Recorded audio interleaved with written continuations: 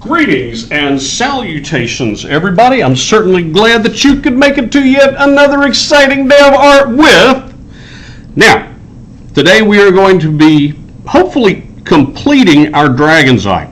Now, some of you, as I look through the boxes, are still working on the pencil part of it. So that's what you're going to start off with, is the pencil. We finished the pencil drawing all the way out to the edge. The scales should go all the way out and be complete.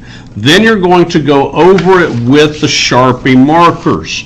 Okay, I've got some of the, oops, sorry about that. I've got some of the fat Sharpie markers.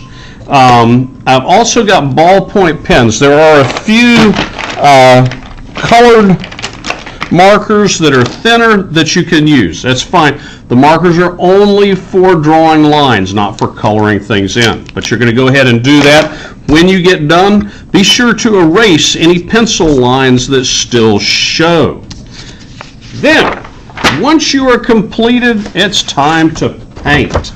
And you're going to be painting this using regular watercolors. Okay, there's actually several different kinds of watercolor out here on the table. We've got the Crayola watercolors. These are nice ones here, and we've got the Prang washable watercolors right here. Okay, there are also the metallic and the glitter. We're not going to be using those right away. We're going to be using those later on.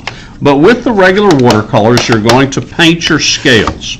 Okay, now as you recall, when we are painting the scales, we're going to leave some space around them because I want you to paint each scale individually. All right, I want to see the differences between the scales. So, when you paint, first thing you do is put your brush in the water, touch it to the inside of the cup. All right, you should have about an inch of water in your cup. All right, about up to the little line that's here on the cup. That's about all the water you need. If the water gets dirty and you need to change it, by all means change the water.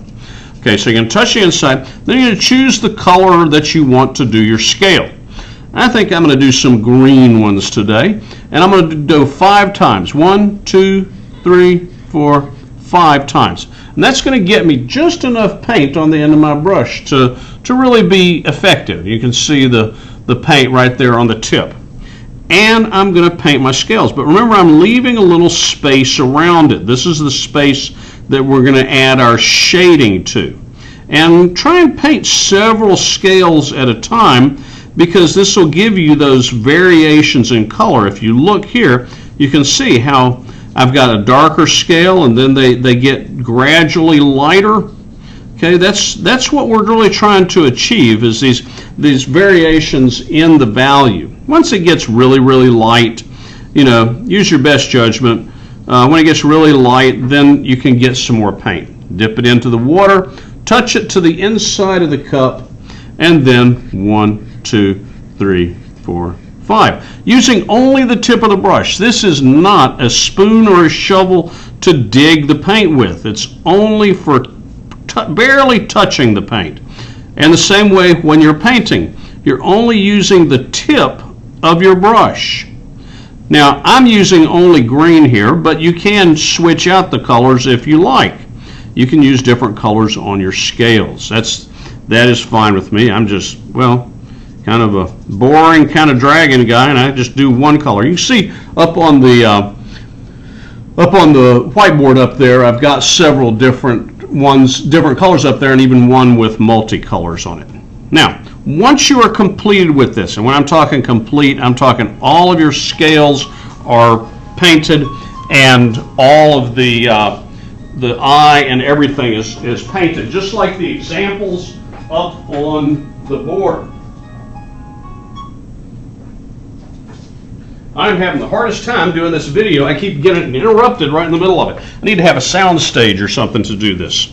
Okay, so now it's completed. Okay, well, this one isn't completed, but fortunately I have one over here that is completed. Now's the time when we start adding some embellishments to it. Okay, now for that, there's one thing that we can do, and that's we can use one of these ballpoint pens to add some cracks to it. Okay, you can see I've already added some cracks in here. Let me zoom in so you can see exactly what I'm doing. Okay, so I'm going to take this ballpoint pen, and I kind of start off with a little wedgie type shape, and then add some cracks to it. Okay, I like to have the cracks coming from the top and the bottom. Okay, and so I can just, you just kind of imagine. Y'all seen cracks before, so we'll just put some cracks in there like that, and you see how that kind of roughens up that scale there. Okay, and kind of, sometimes I have them coming in from a corner, and kind of cracking across. Now, I'm not going to put cracks on every single one because that would just be, way too much, but I'm going to put it on a few of them. Now, the other thing that you can do is add some dirt to it because these dragons live in a cave, so we're going to add dirt to it. So I'm touching my brush to the inside of the cup to get it wet, and I'm going to get some brown paint here.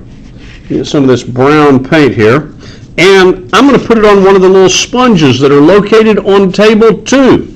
And I'm going to brush this on there, okay, get a little brown on it, and then I just lightly stamp it. I'm not pressing really hard. I just want a little bit of dirt showing up on this dragon, okay, just a little bit, okay, and a little bit will go a long way on here, all right.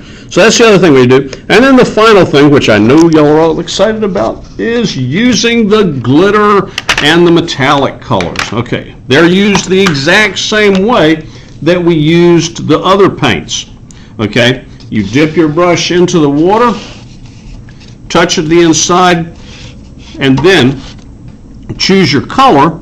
And I'm gonna, I think I'll go with this red this time. I'm gonna do 5 times around. 2, 3, 4, 5. And that gets me just a little bit on there, and I can paint with it. Now, the metallics are not as dark as the 2, 3, 4, 5. They're not as dark as the regular watercolors. They're not designed to be.